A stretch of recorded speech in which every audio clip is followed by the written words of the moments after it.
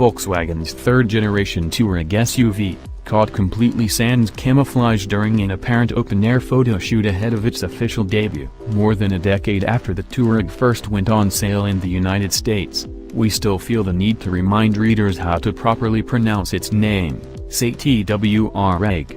See? Not so hard. Why it matters? This one is a little tougher. Volkswagen has told us it won't bring the new Touareg to the US, where the model has been an unequivocal sales flop nearly the entire time it's been on offer since 2003. The model line is on hiatus for 2018, even while crossover sales in general have gone gangbusters. The attractive, right-sized, and luxurious Volkswagen languished on dealer lots. A rising tide lifts all boats, as the saying goes, but the otherwise appealing Touareg was sunk by its pricing. Selling this Touareg for much less than $50,000 might be extremely difficult.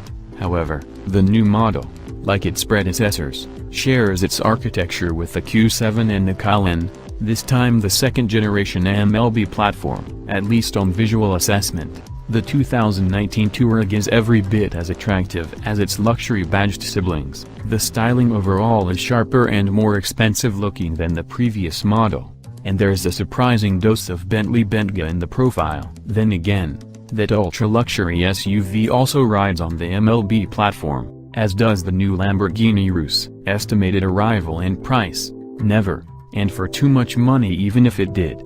In place of this two-row Touareg, the US market is expected to receive a more affordably priced two-row version of the Atlas, slotting between the compact Tiggan and the three-row Atlas. That new SUV will be built on the same Chattanooga, Tennessee, assembly line as the Atlas, and its pricing should start at around $30,000.